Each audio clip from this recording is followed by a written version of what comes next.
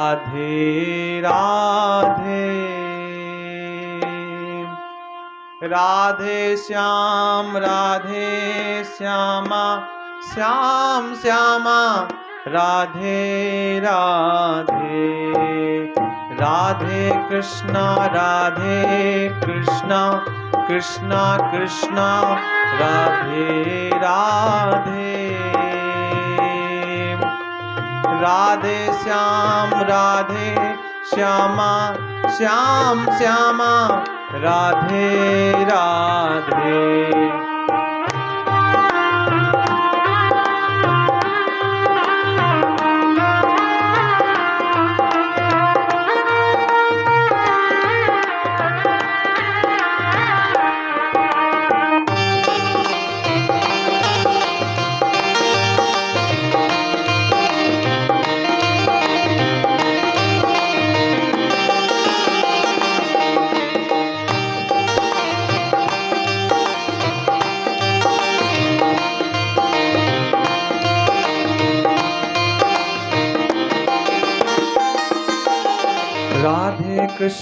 राधे कृष्णा कृष्णा कृष्णा राधे राधे राधे श्याम राधे श्यामा श्याम श्यामा राधे राधे राधे कृष्णा कृष्णा कृष्णा राधे श्याम राधे श्यामा श्याम श्यामा राधे राधे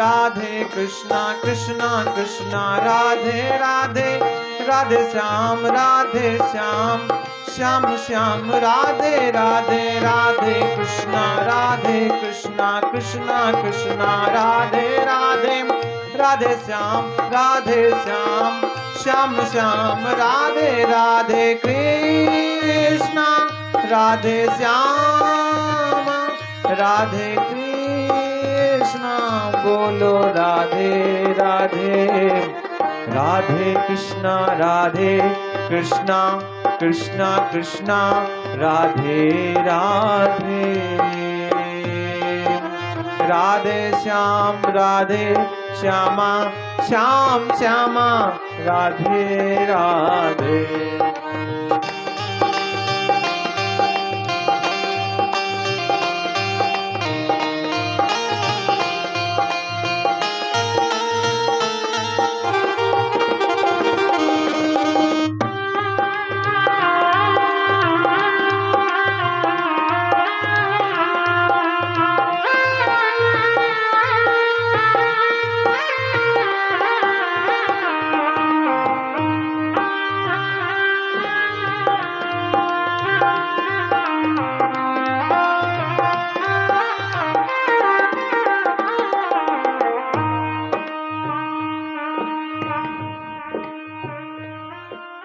नमः शिवाय शिव शिव शंभो नमः शिवाय शिव शिव शंभो नमः शिवाय बोलो नमः शिवाय शिव शिव शंभो नमः शिवाय शिव शिव शंभो शिव शिव शिव शंभो नमः शिवाय नमः शिवाय नमः शिवाय शिव शिव शंभो नमः शिवाय बोलो नमः शिवाय नमः शिवाय शिव शिव शंभो नमः शिवाय नमः शिवाय नमः शिवाय शिव शिव शंभो नमः शिवाय नमः शिवाय नमः शिवाय शिव शिव शंभो नमः शिवाय नमः शिवाय नमः शिवाय शिव शिव शंभो नमः शिवाय नमः शिवाय नमः शिवाय शिव शिव शंभो नमः शिवाय नमः शिवाय नमः शिवाय शिव शिव शंभो नमः शिवाय नमः शिवाय नमः शिवाय शिव शिव शंभो नमः शिवाय नमः शिवाय नमः शिवाय शिव शिव शंभो नमः शिवाय नमः शिवाय बोलो नमः शिवाय बोलो शिव शिव शंभो नमः शिवाय नमः शिवाय नमः शिवाय शिव शिव शंभो नमः शिवाय नमः शिवाय नमः शिवाय शिव शिव शंभो नमः शिवाय नमः शिवाय नमः शिवाय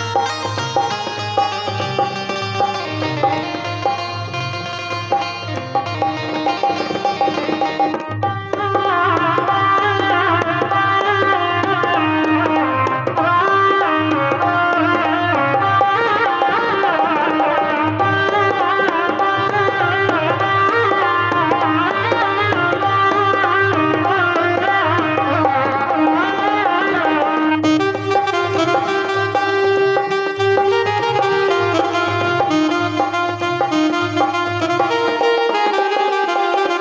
नमः शिवाय नमः शिवाय शिव शिव शंभो नमः शिवाय नमः शिवाय नमः शिवाय शिव शिव शंभो नमः शिवाय बोलो नमः शिवाय नमः शिवाय शिव शिव शंभो नमः शिवाय नमः शिवाय नमः शिवाय शिव शिव शंभो नमः शिवाय। संकोच छोड़ करके सबको कीर्तन करना चाहिए।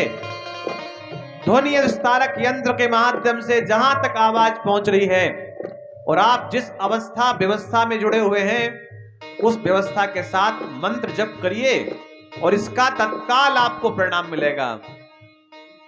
नमः शिवाय शिव शिव शंभो नमः शिवाय नमः शिवाय नमः शिवाय शिव शिव शंभो नमः शिवाय नमः शिवाय शिव शिव शंभो नमः शिवाय नमः शिवाय शिव शिव शंभो नमः शिवाय नमः शिवाय शिव शिव शंभो नमः शिवाय नमः शिवाय शिव शिव शंभो नमः शिवाय बोलो नमः शिवाय शिव शिव शंभो नमः शिवाय नमः शिवाय शिव शिव शंभो नमः शिवाय नमः शिवाय शिव शिव शंभो नमः शिवाय नमः शिवाय शिव शिव शंभो नमः शिवाय नमः शिवाय शिव शिव शंभो नमः शिवाय नमः शिवाय शिव शिव शंभो नमः शिवाय नमः शिवाय शिव शिव शंभो नमः शिवाय नमः शिवाय शिव शिव शंभो नमः शिवाय नमः शिवाय शिव शिव शंभो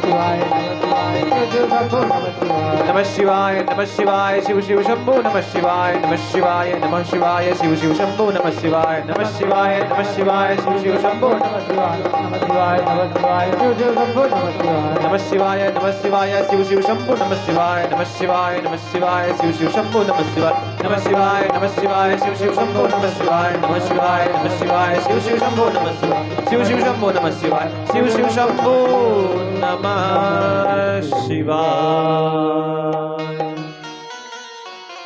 पत्त कुमारस्य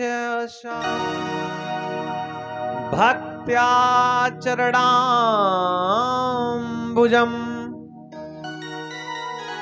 प्रेम निर्भरया वाचा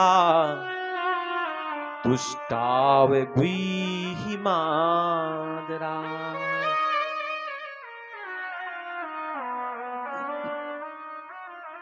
देव देव महादेव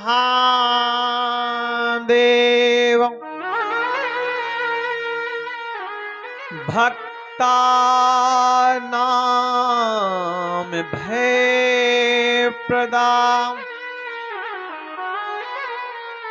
नमो नमस्ते बहुसहा कृपा करो महेश्वरा।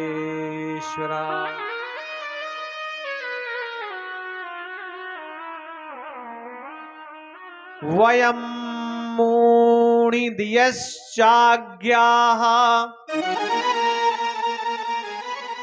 पूजायां ते सनातनम्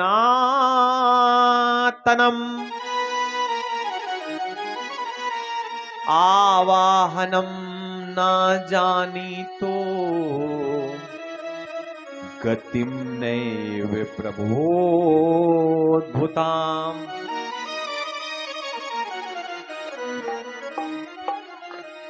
गंगा सलिल धाराय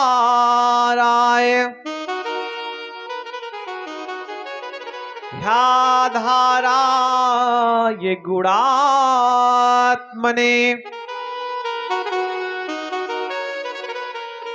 नमस्ते त्रिदेशेशाय शंकराय नमो नमः।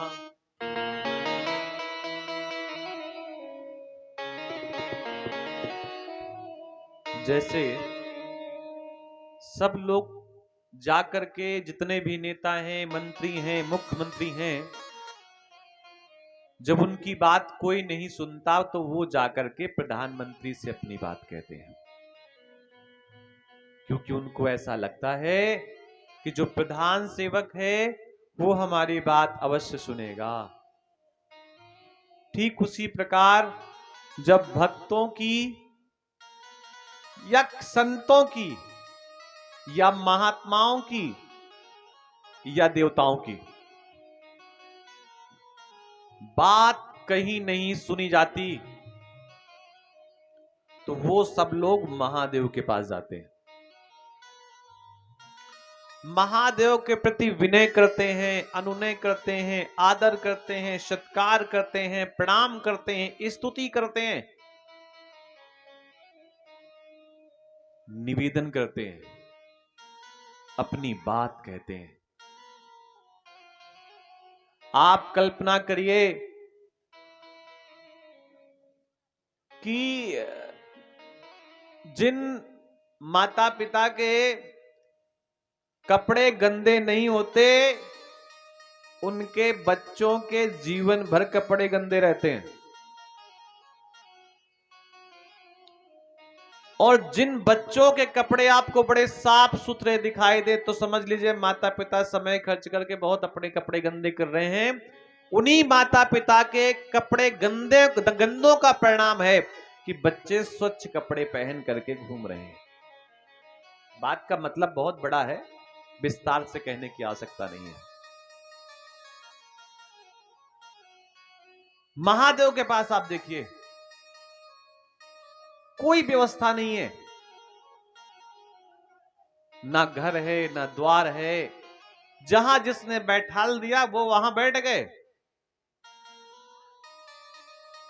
आपको राधा कृष्ण का मंदिर बनाना है, श्री हनुमान जी महाराज का मंदिर बनाना है, राम दरबार बनाना है, तो भैया आपको बढ़िया मूर्ति लानी पड़ेगी, उनका दिव्य श्रृंगार लाना पड़ेगा, कई जोड़ी उनको वस्त्र लाने पड़ेंगे और रोज उनको तमाम प्रकार की भोग सामग्री अर्पण करनी पड़ेगी, उनके लिए छत बनवानी पड़ेगी, उनके पर्दे डालने का, पर्दे निकालने का, मंदिर खुलने का, मंदिर सोने का, 5 समय की आरती, 7 समय की, और फिर शाम को भगवान को सुलाना भी पड़ेगा। ये राम और कृष्ण के साथ ऐसा करना पड़ता है। और जो कृष्ण भक्त होते हैं तो पूरा दिन तो भगवान पे लगे रहते हैं। जो व्यवस्थाएं गृहस्थ व्यक्ति को चाहिए वही सुविधाएं हमारे भगवान कृष्ण को चाहिए, क्योंकि छोटे हैं, बाल कृष्ण है, बालक के रूप में, और बालक को तो सारी सुविधाएं चाहिए होती हैं। लेकिन महादेव की विशेषता है, आप देखेंगे कि शिव का मंदिर आपको बड़ा कई बार टूटा फूटा बिखरा, दरवाजे हैं कि नहीं, जल की व्यवस्था है कि नहीं, जंगल में है कि गली में है कि द्वार में है, कहां है, सब जगह है। लेकिन शिव ने आज तक आकर के किसी से नहीं कहा कि भैया हमको भी सुंदर व्यवस्थाएं चाहिए, क्योंकि शिव को संतोष है। शिव को अगर कोई वस्तु प्रिय है तो उस वस्तु का नाम है जल। कई बार मंदिर में गांव में ऐसे मंदिर होते हैं जिनके मंदिरों में छत नहीं होती, और वो जल का इंतजार 8 महीने करते हैं। अक्टूबर से लेकर के मार्च अप्रैल तक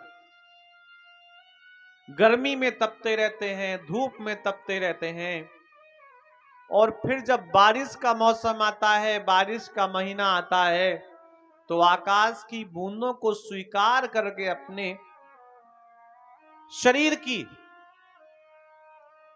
जो निगेटिविटी होती है उसको, वैसे निगेटिविटी कहना ठीक नहीं, उनमें कोई निगेटिविटी नहीं होती, लेकिन जो 4-5 महीने की धूप लगी होती है उससे उनको शीतलता प्राप्त होती है। शिव को जल ही क्यों चढ़ाया जाता है? अगर आप मिर्च खाते हैं, कोई मसाले वाली वस्तु खाते हैं, तत्काल उसी समय आपके गले में पीड़ा होने लगती है। सब्जी में एक तिनका मिर्च का ज्यादा क्या पड़ जाए और वो तिनका जाकर के आपके गले में चुभ जाए। आपने कई बार एहसास किया होगा कि कई बार आप दाल खा रहे हैं, सब्जी खा रहे हैं, मिर्च तो नहीं पड़ा, लेकिन पता नहीं कौन सी मिर्च की छोटी सी लड़ी जाकर के गले में चिपक गई। आप बार बार पानी पी रहे, छूट नहीं रही, छूट नहीं रही, छूट नहीं रही। आप गुड़ खा रहे हैं, शीतलता नहीं मिली, सरलता नहीं मिल रही। भैया आप कल्पना करिए कि आपके शरीर में छोटी सी, आपकी गले में छोटा सा मिर्च का टुकड़ा फंस जाए तो आंख से आंसू, नाक से पानी, मुंह से लार, कान से धुआं और रोम रोम से आग निकलने लगती है। केवल थोड़ा सा मिर्च का कंकड़ गले के पास फंस जाए। लेकिन जिनके गले में हलाहल विष जमा हुआ है, जिनका पूरा गला नीला है, और उस नीले गले के कारण जिनका नाम नीलकंठ पड़ा है, ऐसे महादेव को कितनी शरीर से उनको कितनी शीतलता की आवश्यकता है, कल्पना करिए। एक लोटा जल आप जब भगवान महादेव को ऊपर चढ़ाते हैं तो भैया उसी समय वो जल फैल करके जहां जहां जाता है, वहां की जो चींटियां होती हैं, जीवाणु होते हैं, मधुमक्खियां होती हैं, मक्खियां होती हैं, तत्काल उनको जल पीने का सौभाग्य प्राप्त होता है एक बूंद जल चढ़ाने से। शिव जी को कहते हैं दूध भी चढ़ाना चाहिए, और जब आप दूध चढ़ाते हैं तो भैया हमें और आपको भले ही ना पता चले, लेकिन दूध और पानी जब मिला होता है और हंस उसमें अपनी चोंच डाल देता है, तो ऐसा विज्ञान कहता है, शास्त्र कहता है कि दूध अलग हो जाता है, पानी अलग हो जाता है। ये विज्ञान कहता है कि दूध और पानी एक साथ मिला हो और हंस अगर उस पर चोंच डाल दे तो पानी नहीं पिएगा, वो दूध ही पिएगा, पानी पूरा बच जाएगा जो आपने ऊपर से पानी मिलाया होगा। ये हंस का स्वभाव होता है। आप शिव को एक लोटा जल चढ़ाते हैं, थोड़ा सा दूध चढ़ाते हैं।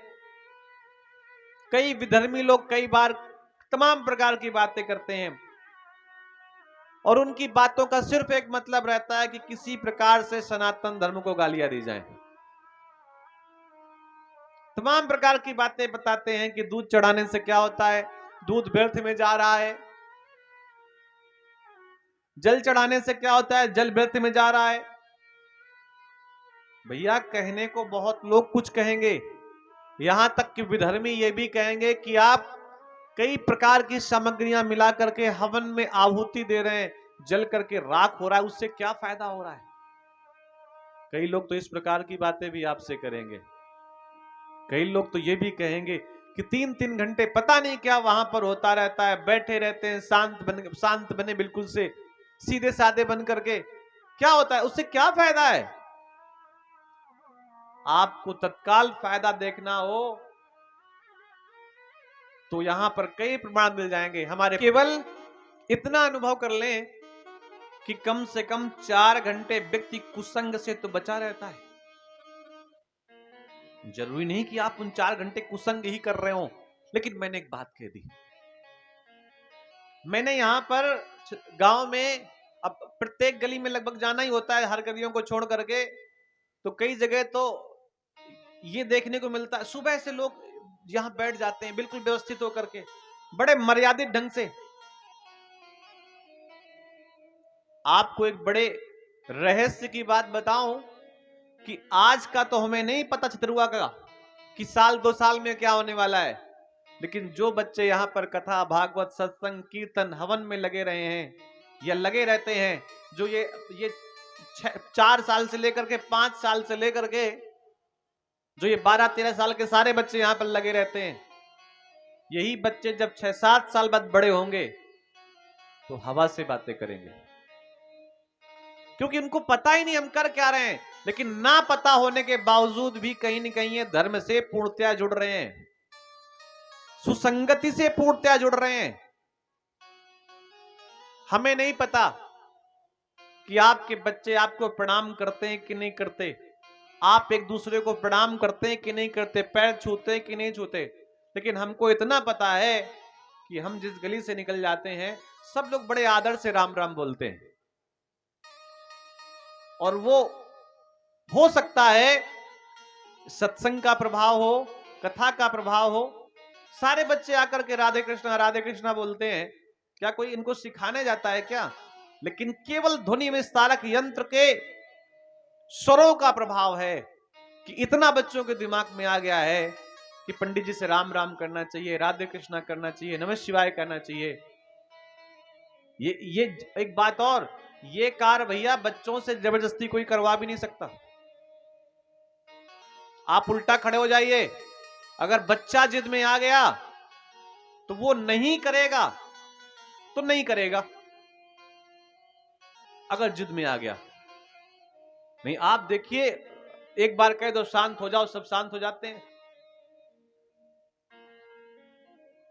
ये सब भैया सत्संग का प्रभाव है। सब देवता जब भी किसी प्रकार संकट में होते हैं, उन्हें ऐसा लगता है कि हमें हमारी बात नहीं सुनी जा रही, तो वो महादेव के पास जाते हैं और महादेव से अपनी विनय करते हैं, अनुनय करते हैं, सविनय करते हैं। अच्छा, एक बात हम बताएं आपको, जिन्होंने जीवन वर्षियों को जल नहीं चढ़ाया, हो सकता है उनसे अब कहा जाए तो उनको संकोच हो जल चढ़ाने में, क्योंकि आदत नहीं है ना। और हो सकता है कि आपकी आदत ना भी बन पाए,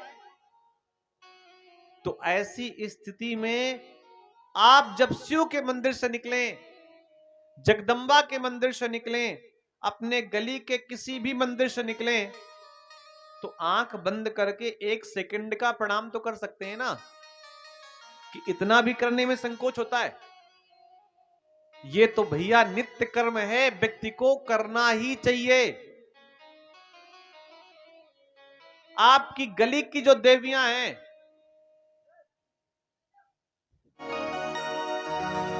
तात कारलेति श्रुत्वा व्रतमद्भुत मोत्तमम् नारदः सुप्रसन्नो था पाप्रच्छ प्रीतितो विधम्।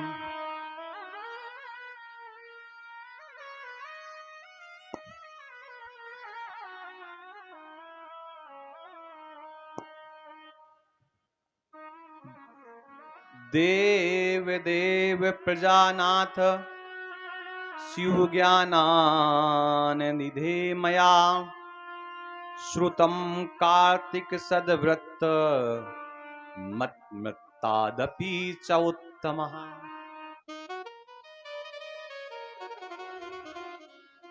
इत्याकर्णं वचस्तस्य नारदस्य महामुने प्रसन्न मानसो ब्रह्मा प्रत्युवाच शिवं स्मरत्। देखिए, गणपति का पूजन प्रथम बताया गया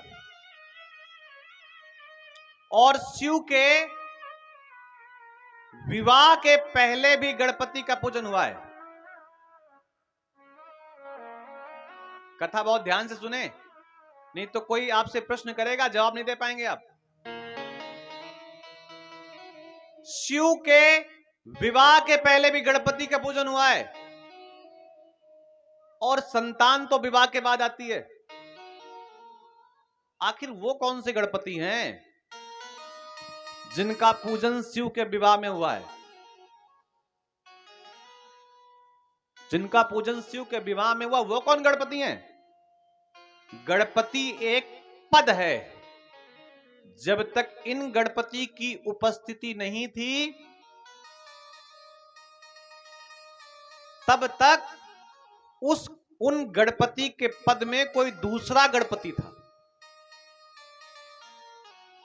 जब तक राम अयोध्या में नहीं थे, उस समय राजगद्दी पर राम भले ही ना बैठे हों, लेकिन राजगद्दी खाली नहीं थी। वहां पर राम की चरण पादुका रखी हुई थी। वहां पर राम की चरण पादुका रखी हुई थी और वो वहां का निर्माण कर रही थी। तो गणपति एक पद है। जब तक इन गणपति का जन्म नहीं हुआ, तब तक वो गणपति उस पद में बैठे रहे।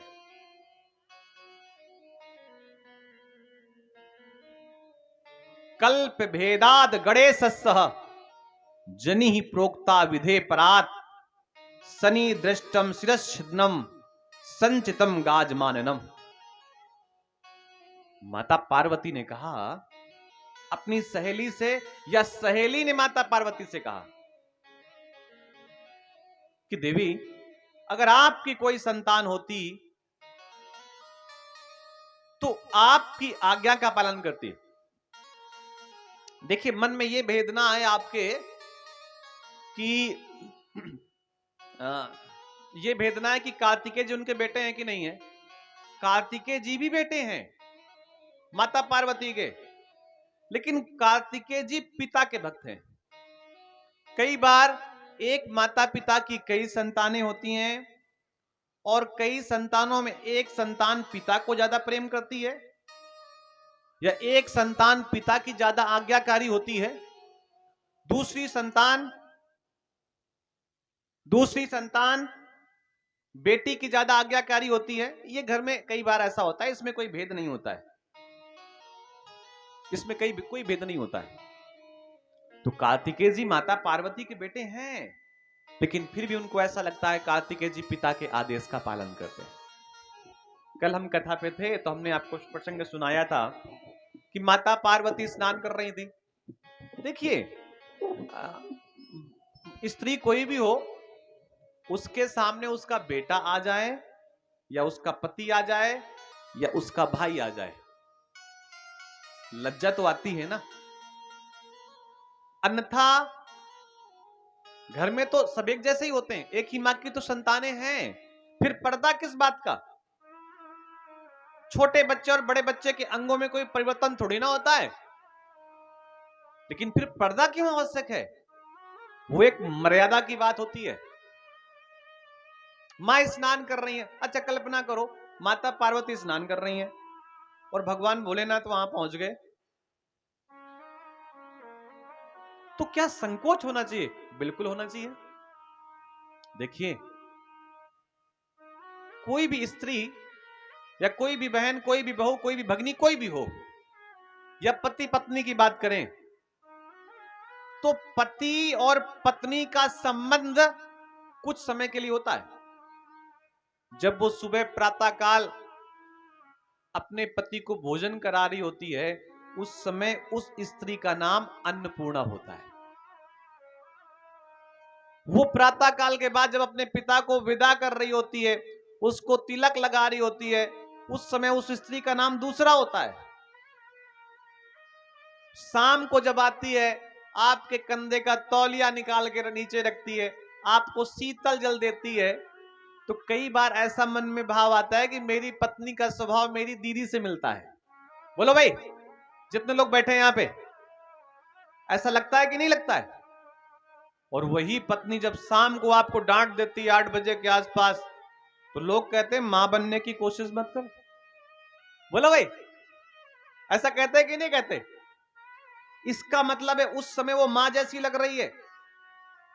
और फिर धीरे से पत्नी कभी कभी सलाह देती है कि समय से भोजन कर लिया करो, काम के चक्कर में आप भोजन नहीं करते, भोजन बासी हो जाता है।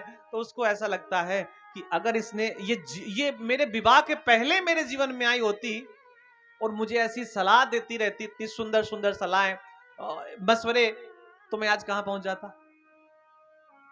क्या दिन भर पत्नी पत्नी ही रहती है क्या? बोलो भाई, नहीं, दिन भर पत्नी पत्नी नहीं रहती। पत्नी का भी एक समय है, बहू का भी एक समय है, बेटी का भी, सब संबंधों का एक अपना निश्चित समय होता है।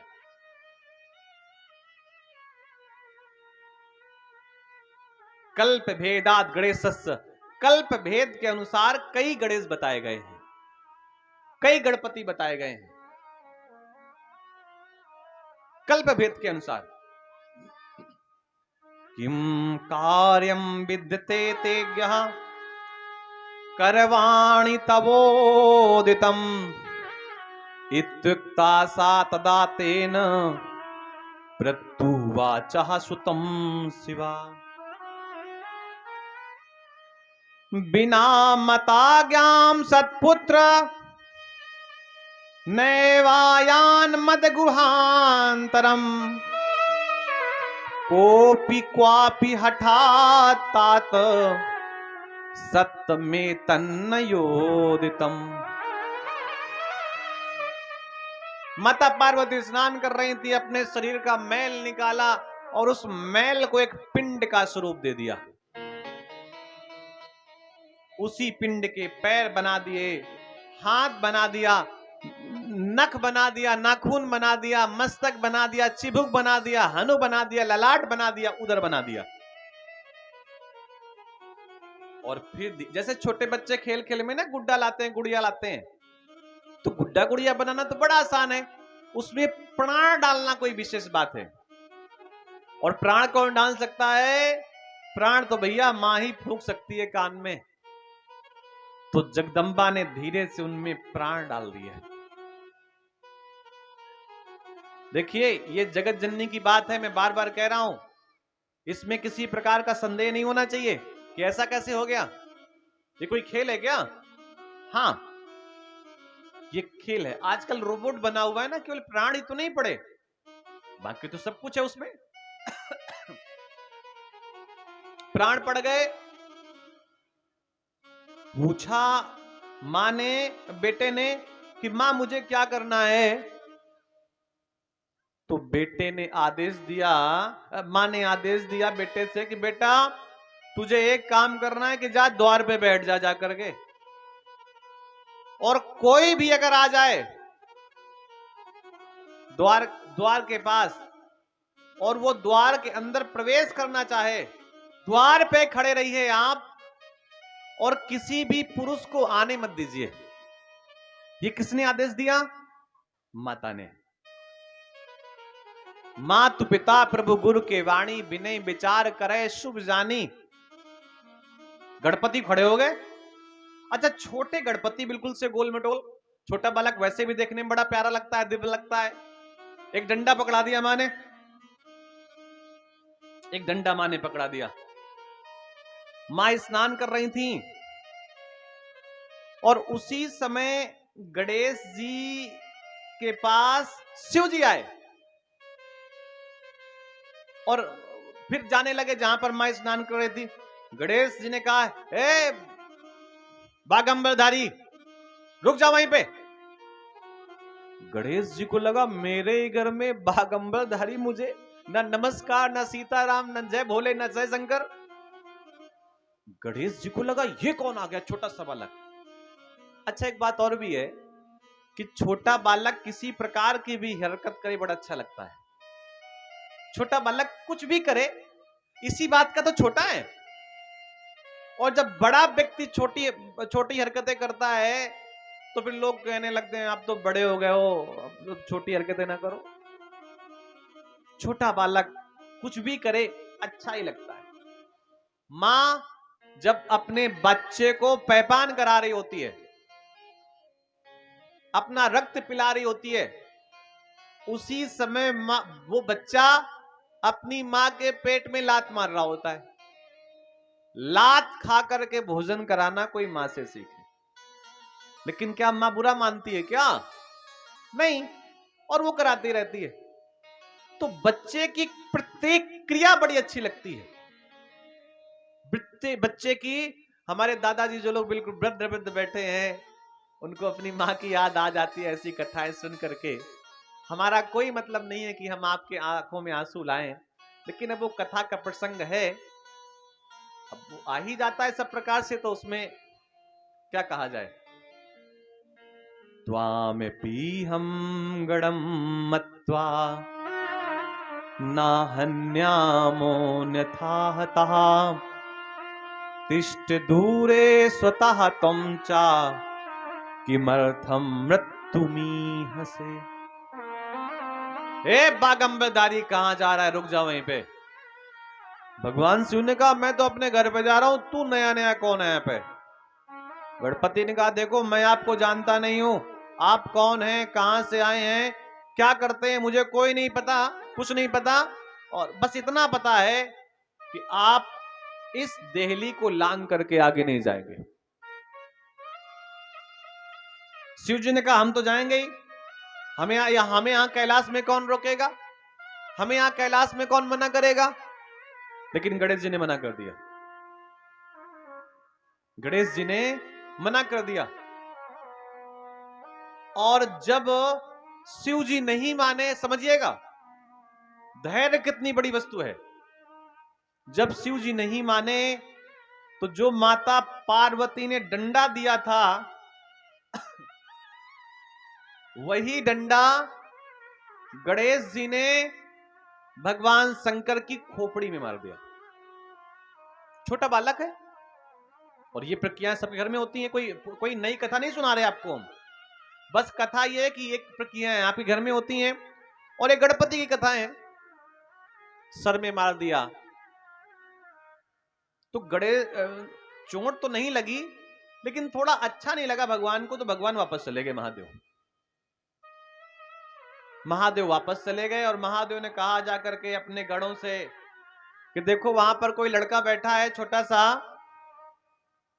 और उसने मुझे प्रहार किया है, उसको रास्ते से निकालो, मुझे अंदर जाना है। गण आए शिव के। अब एक कल्पना करिए, जब महादेव खाली हाथ वापस चले गए तो गणों की स्थिति क्या होगी। गणों ने बच्चे को डांटा, गणों की बात गणपति ने नहीं मानी। तो उसी समय भैया नंदी आ गए। देखिए कैलाश में शिव के बाद अगर कोई है तो वो नंदी है।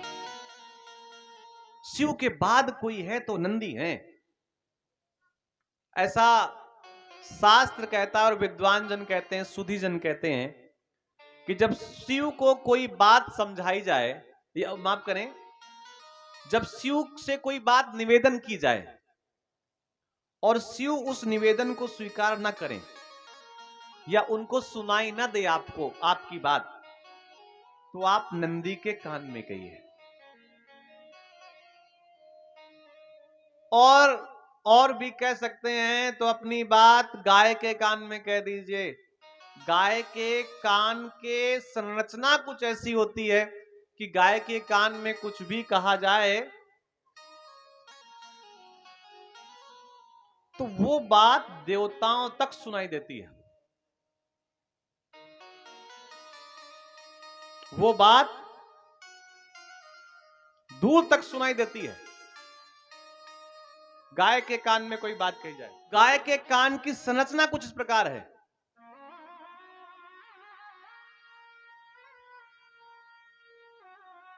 गाय के कान की संरचना कुछ इस प्रकार है कि कुछ भी कहा जाए वो देवताओं तक बाड़ी जाती है। अपने सनातन धर्म में 3 रोटियां हैं। पहली रोटी गाय के लिए और सबसे आखिरी रोटी सुआन के लिए। लोग आखिरी रोटी अपने कुत्ते को खिलाते, बोलो भाई। आखिरी रोटी ना पहली रोटी गाय को खिलाते हैं। पहली रोटी खिलानी चाहिए गाय को, तो पहली रोटी भैया खिला देते हैं पति को, और आखिरी वाली गोरे भैया रोटी खिलानी चाहिए कुत्ते को, तो खिला देती हैं सास को। भैया अगर ऐसा करते हैं तो मत करिए। अच्छा सुनो, 1 मिनट के लिए कल्पना करिए विकास भैया कि पहली रोटी और ऊपर की रोटी पसीज जाती है कि नहीं पसीज जाती, बोलो भाई। चलो थोड़ी देर के लिए धर्म को दूर कर दो, गाय और कुत्ते को दूर कर दो, तो पहली रोटी और आखिरी रोटी पसीज जाती है कि नहीं पसीज जाती? क्या वो खाने के योग्य बचती है? बोलो भाई, नहीं बचती है। तो इसलिए प्रक्रिया बनाई, वो प्रक्रिया इसलिए बनाई ही गई है। ये शंकर भगवान की हर हाल में खुश रहना। सब लोग गाइएगा, और जो बैठ सकते हैं बैठ जाएं अपने अपने जगह पे, अच्छा लगेगा देखने में। हर हाल में खुश रहना, संतों से सीख जाएं। हर हाल में खुश रहना, संतों से सीख जाएं। हर हाल में खुश रहना, हर हाल में खुश रहना, संतों से सीख जाए। हर हाल में खुश रहना, हर हाल में खुश रहना, संतों से सीख जाएं। ओ हर हाल में खुश रहना, संतों से सीख जाए। महफिल में जुदा रहना, हो जय जय महफिल में जुदा रहना, संतों से सीख जाए। महफिल में जुदा रहना, संतों से सीख जाए। हर हाल में खुश रहना।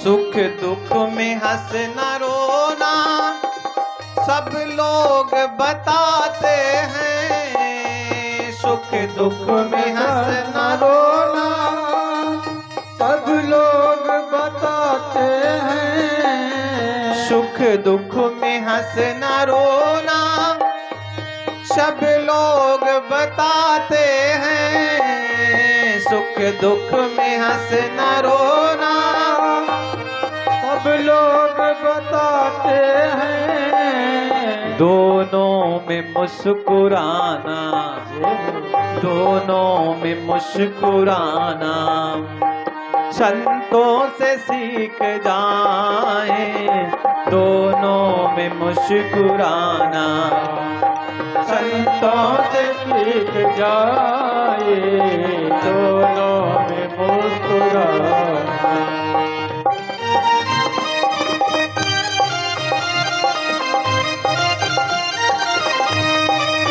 ताली भी बजाएं और गाएं भी, तो जो आपको आनंद की प्राप्ति हो रही है उससे ज्यादा आनंद मिलेगा।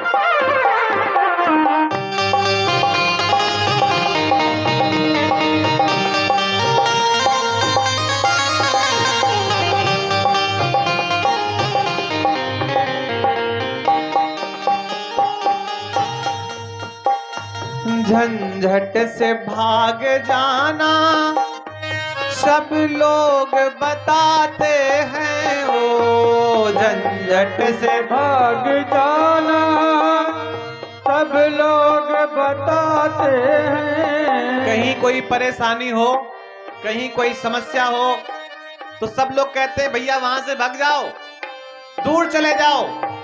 झंझट से भाग जाना सब लोग बताते हैं, झंझट से भाग जाना सब लोग बताते हैं।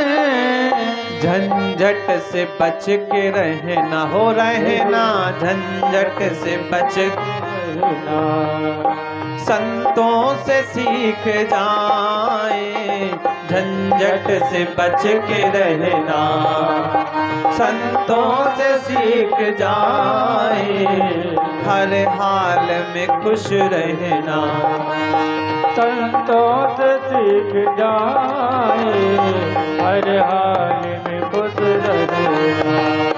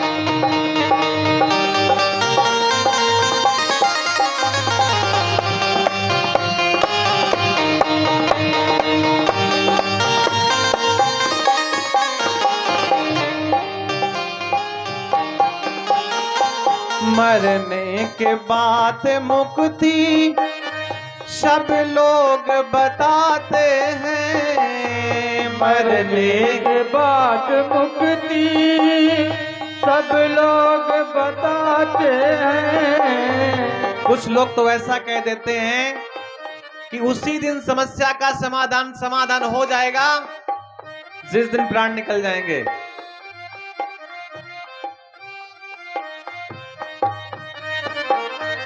मरने के बाद मुक्ति सब लोग बताते हैं, मरने के बाद मुक्ति सब लोग बताते हैं। जीते जी मुक्त होना, जीते जी मुक्त होना, संतों से सीख जाए, जीते जी मुक्त होना, संतों से सीख जाए, हर हाल में खुश रहना, संतों से सीख जाए, हर हाल में खुश रहना।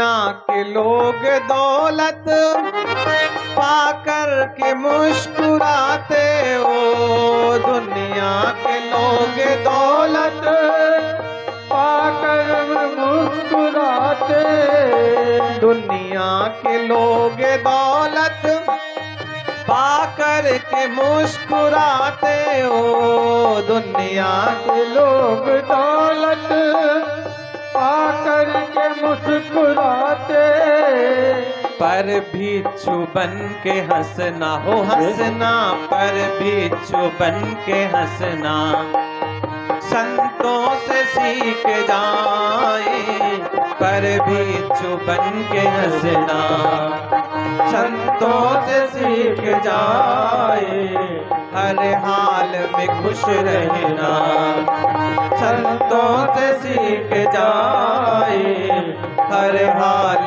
में खुश रहना संतों से सीख जाए, हर हाल में खुश रहना संतों से सीख जाए, हर हाल में खुश रहना संतों से सीख जाए।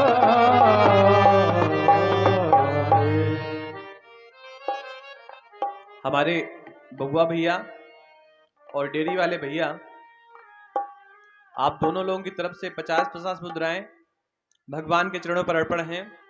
आप दोनों लोगों को बहुत बहुत साधुवाद। और ऐसे ही आप अपने कार्य पे निरंतर लगे रहें और ईश्वर प्रत्येक मन की आपकी मनोकामना अवश्य पूरी करे। ततः शंभुगणा सर्वे शिवं दूरे विवस्थितं, क्रौश मात्रं तु कैलासा गत्वा ते चा तथा ब्रुवन्। शिव ने अपने गणों को भेजा कि जाओ उस बालक को हटा करके आओ। गण गए। देखिए, गण का मतलब होता है सेवक। शिव के जो सेवा करने वाले होते हैं उन्हें गण बोलते हैं,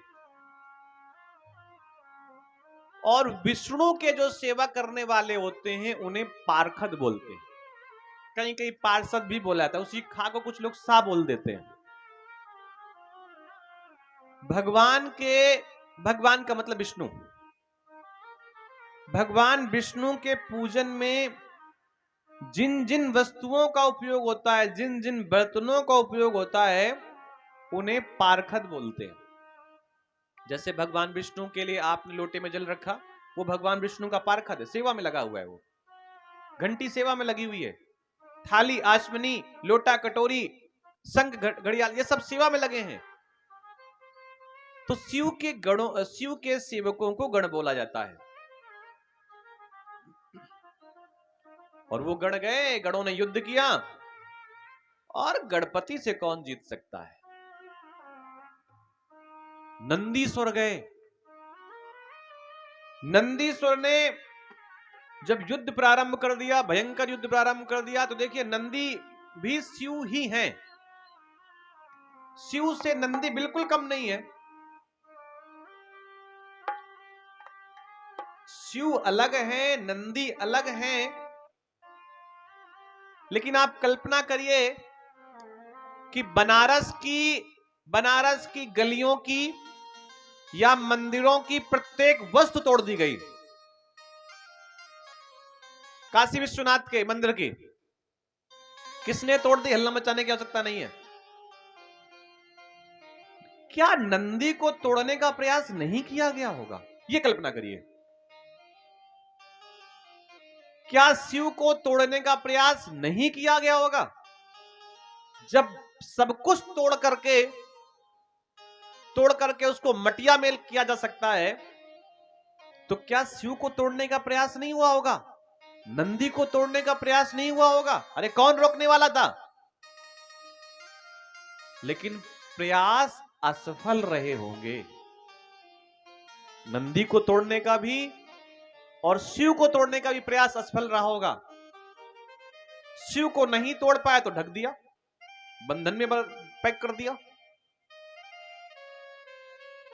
अब क्या करें, तो उसको नादा बना दिया। हौदा बोलते हैं गांव की भाषा में, टिब्बेल की भाषा में चरही बोलते हैं।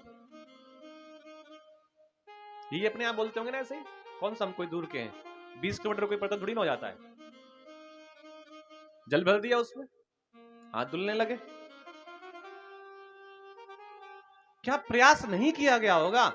पूरा प्रयास किया गया होगा, लेकिन नकल नकल होती है। अगर एक थोड़ी सी व्यंग वाली बात कह रहे हैं, यादव जाति का व्यक्ति अगर गाय बेचने गया है तो या तो कोई विशेष उसको आवश्यकता है धन की, और या फिर उसमें कोई कमी है। एक बात ऐसा कुछ कहते हैं, हम अपनी तारीफ नहीं करेंगे, ऐसे कहते हैं, ब्राह्मण की बोली, क्षत्रिय की गोली, बनिए का बही, यादों का दही। कितना भी ब्राह्मण होशियार क्यों ना हो, दही बनाने का प्रयास करे, लेकिन वो मीठा दही वैसा नहीं बना पाएगा जैसे यादव घर की बहुएं बनाने लगी, क्योंकि वो गुण उनके अंदर है। आप कथा कहीं भी सुनिएगा, ध्वनि यंत्र के माध्यम से सुनिएगा, आप केवल वाणी के शब्दों से पहचान जाएंगे कि व्यास गद्दी में बैठा हुआ व्यक्ति जबरदस्ती का ब्राह्मण है या जाति का ब्राह्मण है, या जबरदस्ती का शास्त्री बहुत जोर से घीस घास के कहीं से पकड़ कर लाया है, लगा लिया है फलाने शास्त्री। केवल वाणी के स्वर से पता चल जाएगा, केवल वाणी के स्वर से। और ऐसा नहीं है कि हम कोई तारीफ की बात कर रहे हैं, सब लोग अपनी वाणी ठीक कर सकते हैं, लेकिन कुछ गुण जन्मजात होता है। देखिए, जिस बच्चे में प्रतिभा जन्मजात होती है, उसको जैसे ही अच्छा अध्यापक मिलता है, उसकी प्रतिभा पुष्पित हो जाती है, उसकी प्रतिभा खिल उठती है। अध्यापक तो वही है पढ़ाने वाला, पढ़ने वाले वही 15-20 बच्चे हैं, उसमें से एक ही क्यों आगे बढ़ता है? क्योंकि जन्मजात प्रतिभा अंदर से घुसी हुई है, उसको केवल अध्यापक के प्रकाश की आवश्यकता है। और जैसे ही अध्यापक अपना प्रकाश उस बालक की प्रतिभा पर डालता है, प्रतिभा खिल उठती है और वो बालक आगे पहुंच जाता है। आप जितने लोग यहां कथा सुन रहे हैं, बच्चों को लग रहा होगा मैं पहली बार सुन रहा हूं, और बउआ भैया मिश्रा जी को लग रहा है कि हम बहुत बार सुन चुके हैं।